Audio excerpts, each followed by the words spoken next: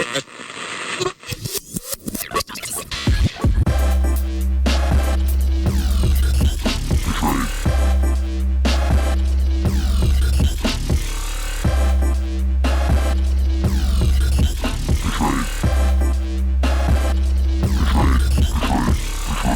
Betrayed. Welcome back to The Betrayed. I'm Gina Beck. I'm Drew Williams. And thank you for listening. Thank you for commenting, liking, subscribing to our YouTube, and leaving us reviews on Apple Podcasts. I really appreciate you guys. It's much appreciated. Yeah, speaking of our podcast and the hashtag Banana Cats, my friend Allison the other day gave me a banana cat pendant. Or like a keychain. It's super cute. It's a banana peel with a cat poking out of the top. And if you want to see it, I'll post a picture of it on the story on the Betrayed Instagram. It's so cute, and I'm so excited to have it. I was super surprised, and she's like, "There's no better home than with you." And That's awesome. Is it like a little keychain one, or is it?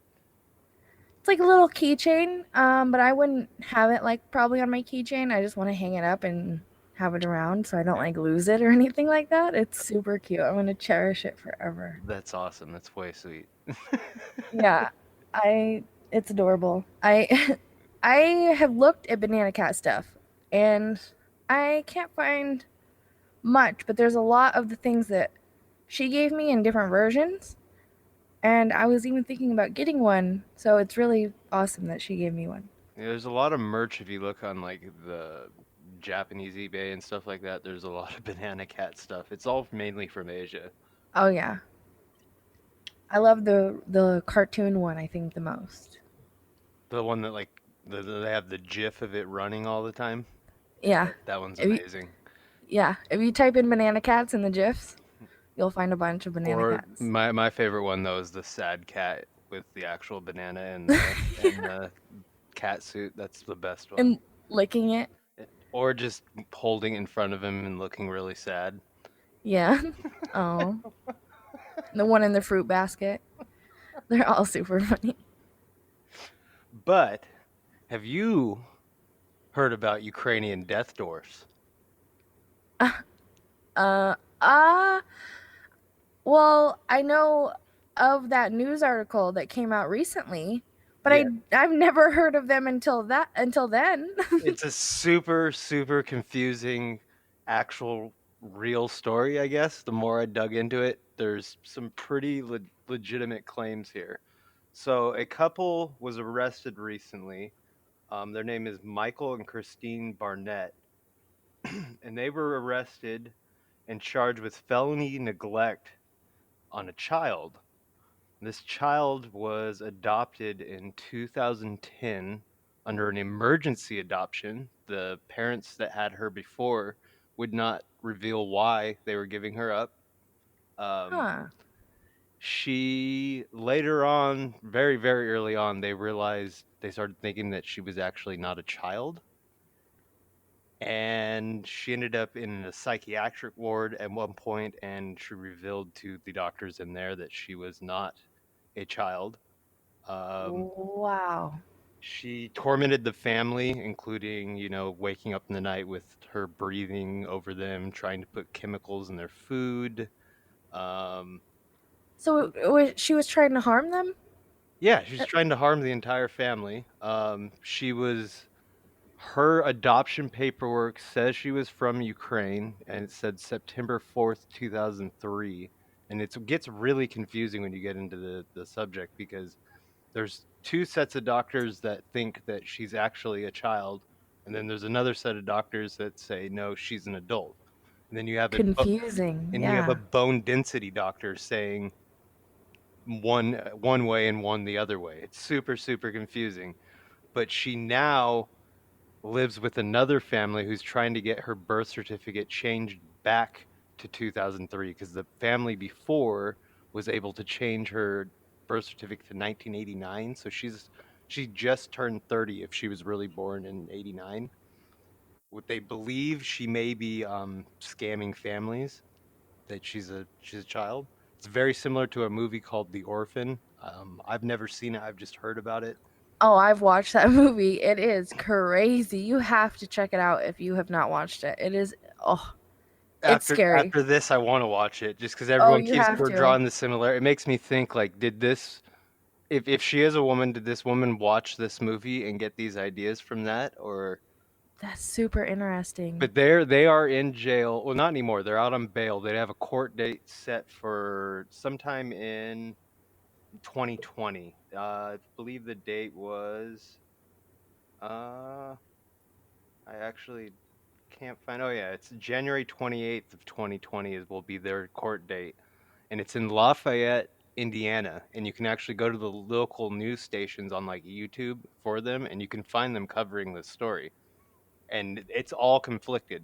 Everything's conflicted. That is going to be super interesting to keep up on and find out more about because I'm speechless. Like, wow. Could you imagine being in that situation? I've watched that movie and even like what she was doing is just a fraction of what happened in that movie.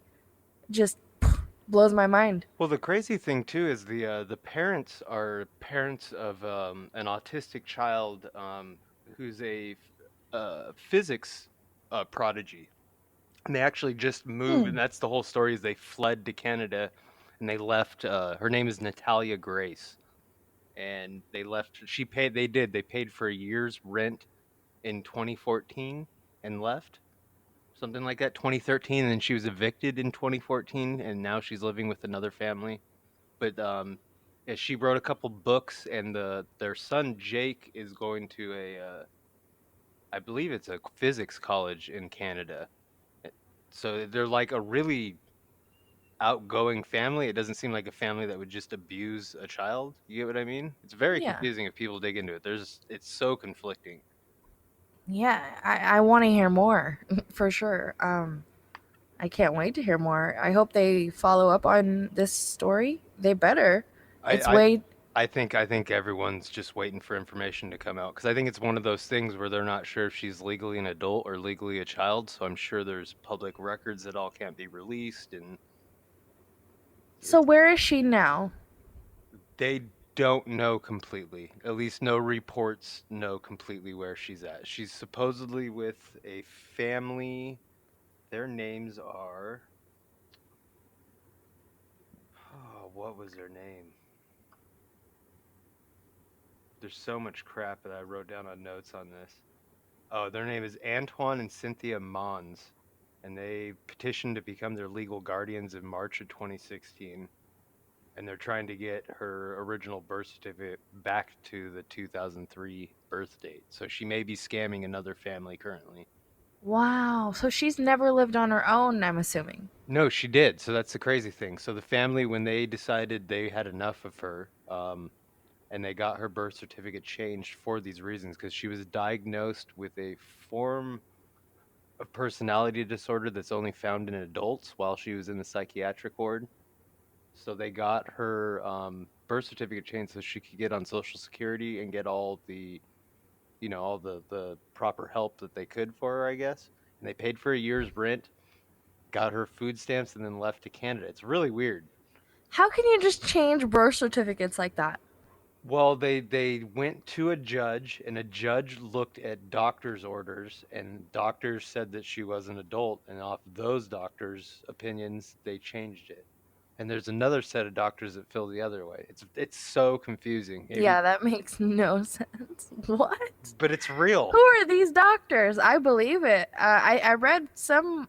I read part of one of the articles that's out, and I didn't finish it or look up anything further. But I was blown away just by that. Yeah, the But I entire couldn't. the story's it's really confusing if people try and dig into it. If you find better stuff in actual like records, I would love to see them because everything's off of other journalists' reports. There's nothing really solid, I guess would be the best way to put it. There's pictures of her. You can find her, Natalia Grace. She does look like a child, but then she does look like Yeah, an adult in other pictures. It's kind of weird. yeah. So, did she successfully hurt anybody?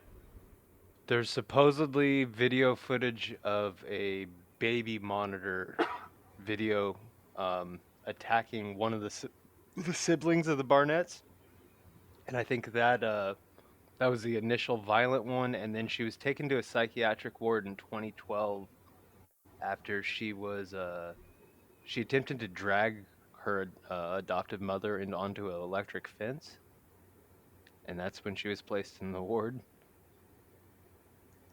Yeah, be aware of who you bring into your home. That's not cool.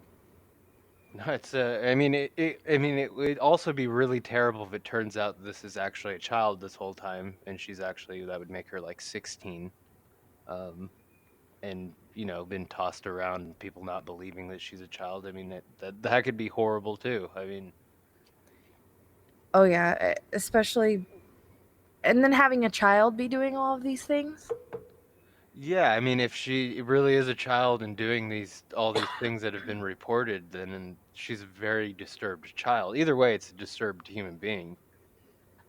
Yeah, and speaking of disturbed children, I have came across some children who've killed, and there are some things I wanted to touch on because I just like I've watched documentaries and stuff like that on children who are in prison and children murderers and stuff like that, and it's always really mind blowing, and it's really like interesting to learn about and to find out more about and why.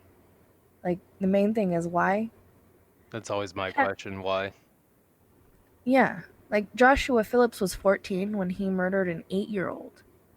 An 8-year-old, and he was like, I couldn't even. When I was 14, I was playing baseball, swimming. Yeah, I couldn't I was even. skateboarding. That's what I was doing. I was 14. Never.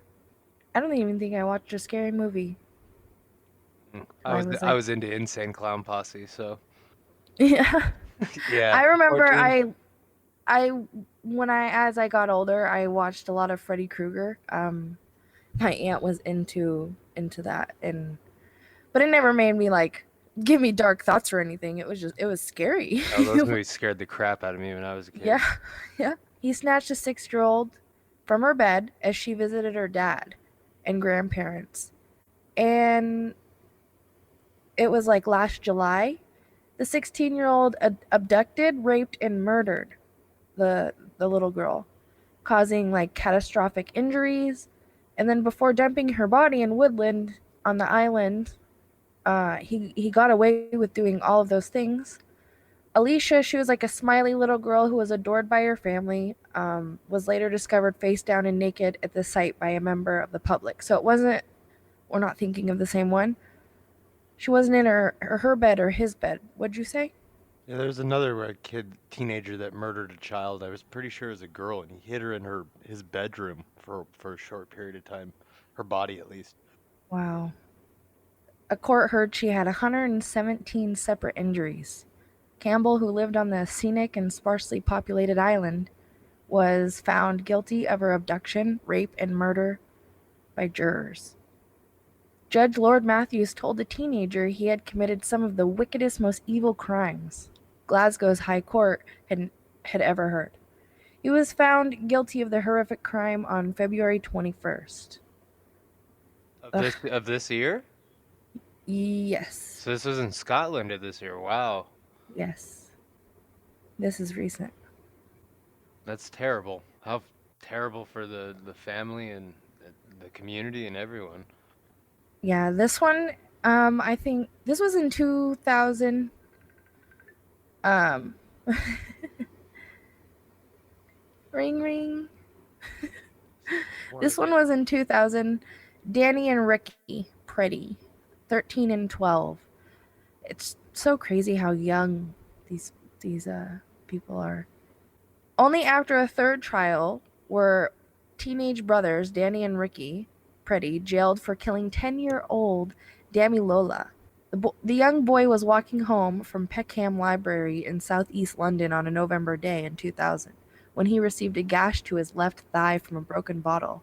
Star Wars actor John and his sister Grace were some of the last people to be spotted on the CCTV footage, and Damilola while escorting him parts of the way home.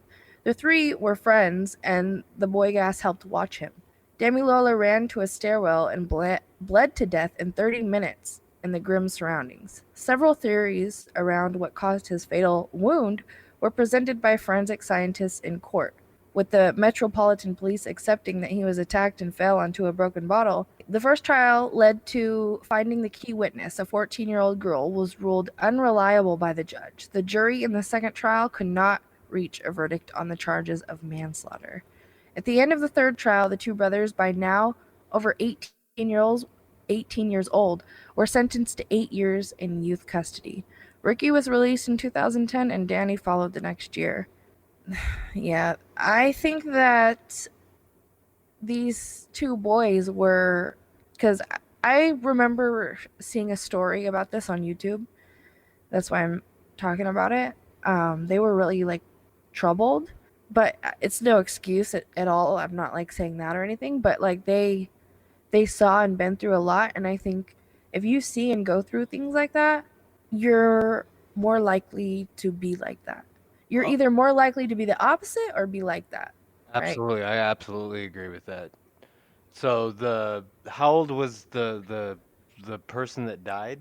10 years old, and they were 13 and 12.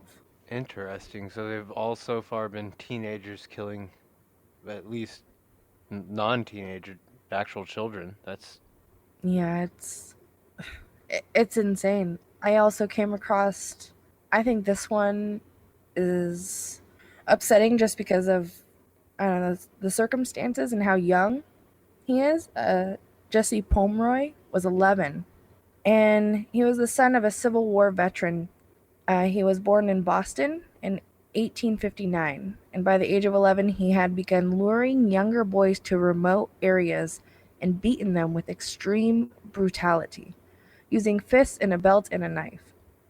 In 1872, he was finally arrested for the ongoing attacks and sentenced to reform school. The Boston Globe covered the story, and the last line of the article said, "It is generally concluded that the boy is mentally deficient."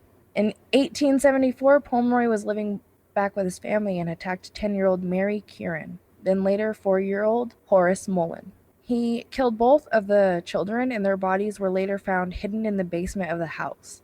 They had been slashed, stabbed, and decapitated with a knife. Pomeroy was found guilty of murder in the first degree and sentenced to death by hanging. However, 2 years later, in 1876, his sentence was commuted to life in solitary. wow. I'm shocked he got away with as many as he did back then. How do you just decide as a child that you're gonna do things like that? Like, what? What did he What? witness? Yeah, it's insane. So Have he you? got away with it for 15 years before he got caught? Yeah, and he also, yeah, he did it to the 10-year-old. Yep, Mary Curran, and then the 4-year-old, and he killed both of them, and those were the ones that were found that got him in trouble. Yeah, I was gonna say those are the ones that are found. Usually there's more. Yeah, and another 11-year-old, Mary Bell. I know that on the day before her 11th birthday, she lured a 4-year-old Martin to an abandoned house in England, in Newcastle, England, and 2 months later, she strangled a 3-year-old Brian to death. And the story of Belle's childhood is like really brutal. Her mother was a prostitute who had tried to like kill her daughter on like way more than one occasion, trying to make it look like an accident too. And on such occasion, an independent witness saw Betty giving the pills to her daughter is like sweets, is candy. And Mary herself says that she was subjected to repeated sexual abuse, her mother like forcing her from the age of 4 to engage in sexual acts with men. And during her trial, the court appointed like psychiatrists and said that Belle displayed classic signs of like being a psychopath, and the judge described her as dangerous and still posing a risk to children. And after serving her 12-year sentence, Bell was released in 1980, and she lived under a series of, like, Assumed names. yeah, and which have been extended to cover the daughter since she had aged 27. That's And insane. yeah, she was 11. That was kind of relatable to the last one who was 11, but it was with a girl, and the mother was way more involved. It's just I remember watching a documentary when I was young too. I remember it like very vividly. I don't remember the name of it, but I know that it was based on a true story, and these children had to go live with their aunt, and she had kids of her own, and it was like she wasn't ready to have all these kids, or she didn't have the room for them, or didn't want to take care of them, but their parents had passed away, I'm pretty sure, and so she kept them in the basement, and they were girls and she had boys, and so she would let the boys go down there and do what they wanted, and they were all around the same age.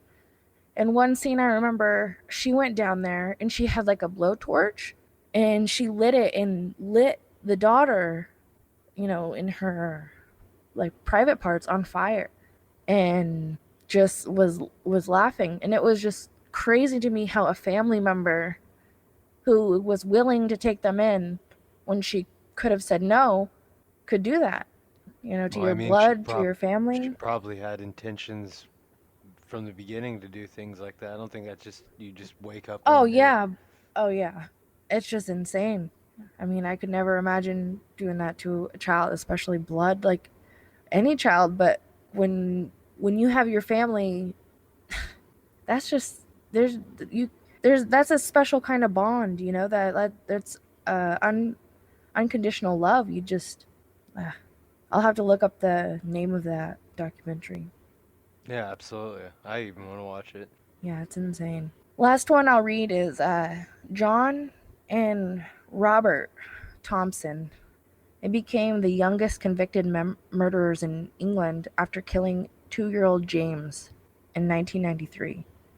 They abducted the toddler from a shopping center and took him to a railway line where they began torturing him. They threw paint in his eye, kicked and stomped on him, threw bricks and stones at him, then dropped a 10-kilogram iron plate on him. The case pathologist, sorry, Pathologist? pathologist, sorry, said that there was so many injuries, 42 in total, that not one could be isolated as causing the fatal injury. That is absolutely, that is fucking terrible. All of these are. I I I don't even know what to like.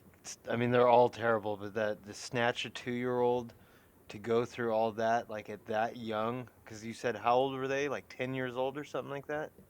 they the baby was 3. Yeah, it was just a baby, and they were. I have to scroll. Sorry. No, no, that's all good. They're both 10. And those Uh, that's another like I have questions like what did those boys go through?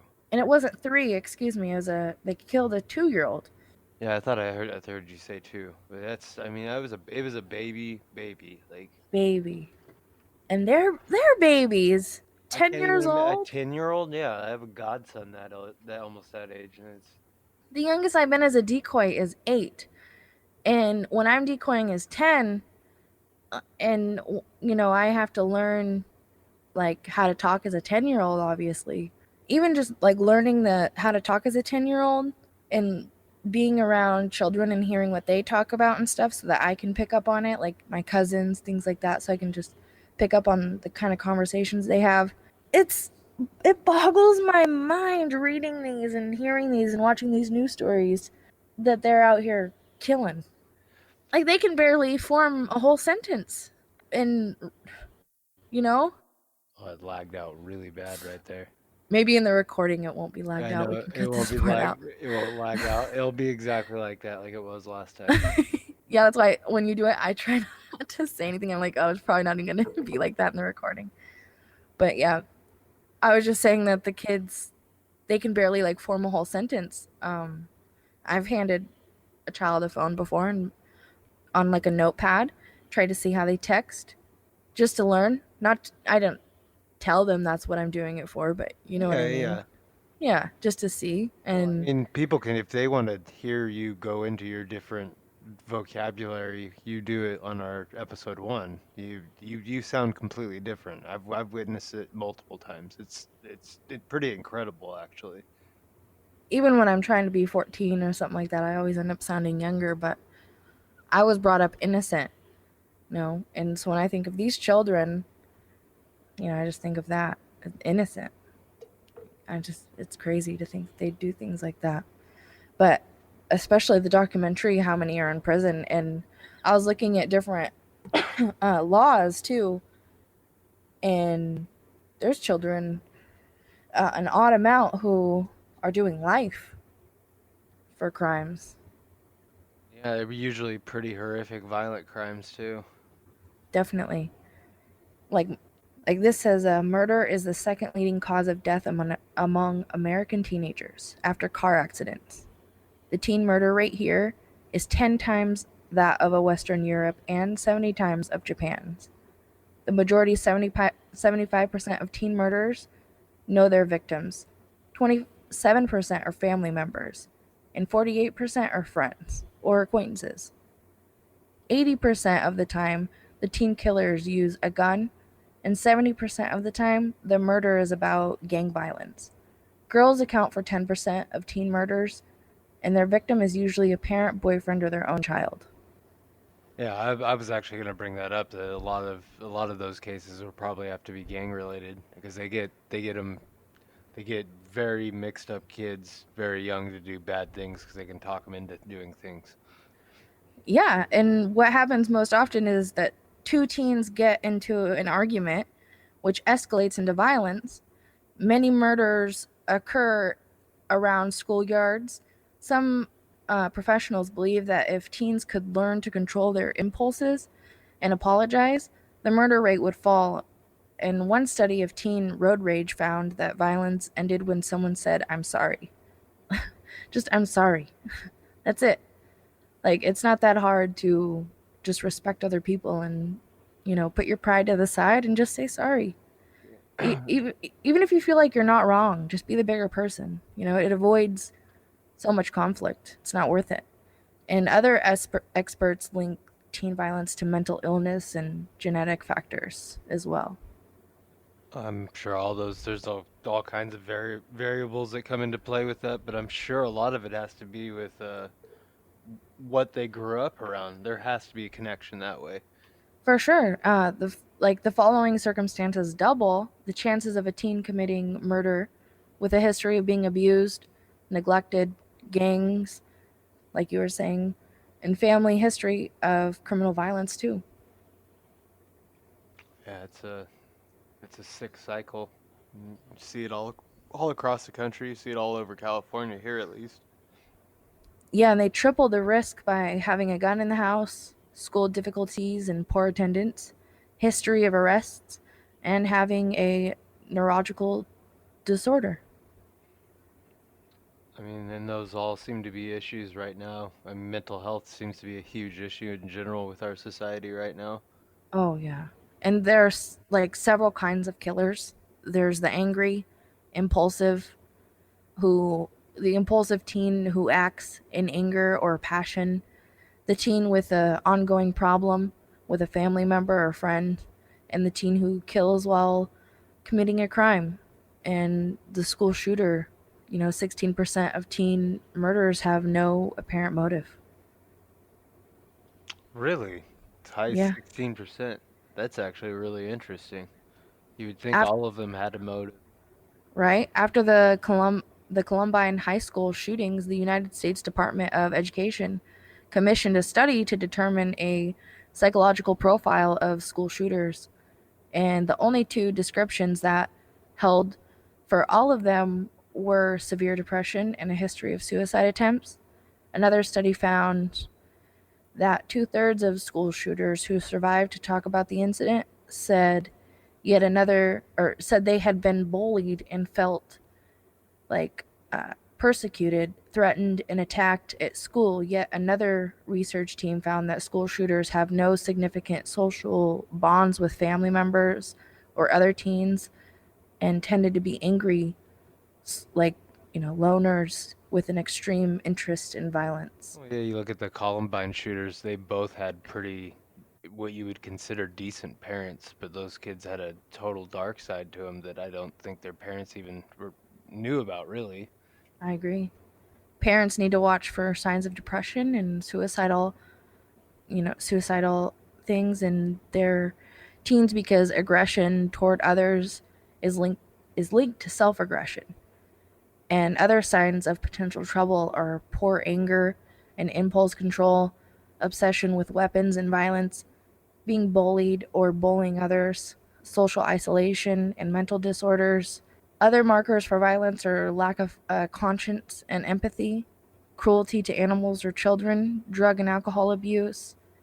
The list goes on, but if you suspect your child has those kind of problems, you can take him or her to a psychologist or mental health center specializing in adolescence, or just like talk to your kid. And there's times where you can be the friend and times where you can be the parent. And I feel like something that I loved that I had with my uncle is that friendship, and that I trusted him. I trusted him that I could tell him anything.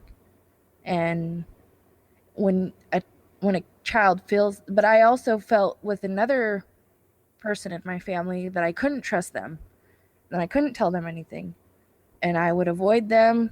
I would avoid certain topics of conversation. So if a kid doesn't trust you, they won't go to you. They won't go to anybody. And that's when they start feeling angry and building things up and become a problem. Yeah, I mean, it's just a boiling over point. If you don't catch it, things can go horribly wrong. Yeah, for sure. It's scary. Absolutely. Did you have any more on there, or did you keep the list kind of short this time? Yeah, I just wanted to go through those. I think those were the most interesting ones that I have found so far. Those were just in Europe, though. I'd like to do a part two and get really deep into the There's a, American ones that I found. there's a bunch here. And yeah, and I've watched tons of documentaries. That'd be, I think, a longer podcast. So stay tuned if you want to hear about those Yeah, ones. absolutely. I'd love to dig into that some more. Just I don't know. It's scary. If I had a child, I'd have them be homeschooled, I think, and I don't know. I would be scared to let them out in the world. I think every parent is, but I would be scared, these days to put my kid in school. I think, at least in the United States, one of the biggest problems with public school system is just overcrowding. I think you have overwhelmed teachers that have way too many kids. You don't have enough funding for the teachers. There's a lot of problems, and I agree with all of that 100%. I think that the classrooms are also so big that kids don't have kids I feel like learn a lot with that one-on-one interaction. And well, public school systems are so big now. There's the joke that you could replace the entire public school system with YouTube, and it's like it sounds like a joke, but right. it's kind of true. Like I being someone who went through the public school system, I didn't learn much from school. Like I didn't I've really learned so much from YouTube. I could say that personally. I learned way more when I went into like trade school and stuff like that. And then YouTube was Books and books, books. books, tons of books. My I was really lucky to have some just really talented people around me growing up. So I Yeah. learned a lot of stuff from my grandfather, my dad, and uncles and things like that. Podcasts, seminars. Well, yeah, nowadays, I mean, there's just so many opportunities for information. I mean, yeah, like you said, podcasts, seminars to online classes. There's just so much free information. And then there's paid stuff that's just absolutely amazing. Things are a lot different. Information is right at your fingertips. Yeah. It's one of those things. I don't know. Like you were saying that you're afraid to if you had kids to send them. I hear that a lot from people lately, and statistically, that's not true. Like we're less violent as a species right now. Like infant mortality rates down, like tremendously. That's More good to people. know. Yeah, it is. It is. I mean, we always are so bombarded with the negative news all the time, and it does. And I think it feels like that to everybody because the first time in recorded history, we're so connected. Nobody's ever been. The world's never been this connected. I talk to people every day all around the world. I mean, That's so true. It's so true that you said that too about the negative stuff. I think more people obviously are focused on what comes on their screen that's negative, such as like news stuff, because that's what they're focused on. well, And so you can't help it. look, And I've got a go ahead. perfect example of it is and most people, and don't feel bad if you didn't hear about this, but today I think it was passed. It passed Donald Trump. It passed the House and the Senate. It was the Autism Care Act, and it's allocating a bunch of money for schools, individuals, and all type of things. And it's like no one's talking about that. Our government actually got something done that's actually potentially going to be beneficial to American children and adults, and society in general, and nobody's talking about that. That's amazing. We're talking about it. Yeah, Yeah. that's true. That's Yeah. true. But I just like you know that should be a headline. You know that should be. It's like, look, Yeah. our I government agree. actually did something, and not just give the credit to Donald Trump or Pelosi or whoever you love. You know what I mean? Just like, look, Yeah. it actually worked. They actually did something. Like we should be happy, but Yeah. we're not. We're focused on negative crap all the time. But I mean, Always. we're all guilty of it. We all get sucked into it somehow. Yeah. Something that I heard someone say once is don't say out loud like what you don't want. Don't say out loud negative stuff. Just say out loud what you want and positive stuff because you're always manifesting and putting things into the universe. And if you're complaining and saying, I don't want, you're manifesting and you're not going to get what you want by saying you don't want, Oh, that's you know? Sway. Sway always talks about. He's all about positivity, like projecting the things you want and things like that, and putting it out there and going after it. And there probably is something to that. Because like even my mom, she's like one Me of the most too. positive persons I know, and Oh, yeah. she's always putting stuff out there. She's a good woman. I love my mom. It, yeah, it's best to just talk highly and talk positive. And I think if you have people around you that are doing that, that's just as amazing because it's super helpful for your vibes and your own motivation and helps you. I Yeah, know 'cause that when I help or when help, I said help, sorry. I know when I hear one of my friends they're on Instagram. His Instagram name is I think Prince.Norway. He does inspirational things on his stories, and I know that when I listen to them, it helps me. And I'm sure when you hear Sway, it helps you. It makes me in the mornings when I hear it, like, man, you're so right, And you just sit back and you realize all the positive stuff that he or she said, whoever you're listening to, podcast, radio, makes you realize like what you have and even the small things and stuff that you take for granted, and you start to change as a person when you realize those things. yeah, absolutely. When you stop focusing on that toxic cycle of negativity, and I think I'm guilty of it for sure. You get stuck into it, and you feed off that, and you keep digging more and feeding off that, and you got to break it off sometimes and realize all the things you are blessed with. Because a lot of times they're like you're blessed with so many good things, and they're little things, and you just overlook it completely. I mean, just running water, fresh running water out of your faucet. Americans, True. we don't even think about that. Being able to just stick your toothbrush underneath the water and not worry about it. Not to say True. there's spots in America I know where water is terrible, but for the most part, Yeah. most Americans have clean water.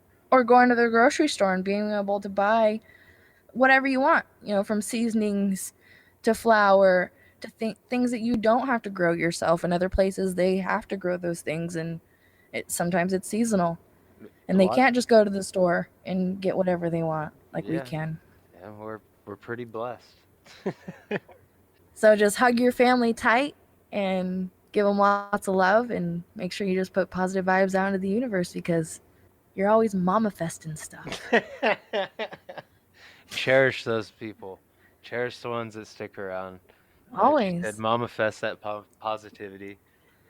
I'd like to thank you all for listening. I'd like to thank you for liking, commenting, subscribing to our YouTube, and leaving reviews on our Apple Podcasts. I'm Gina. I'm Drew Williams. Banana Cats. Banana Cats. Much love, y'all. Peace. Love y'all.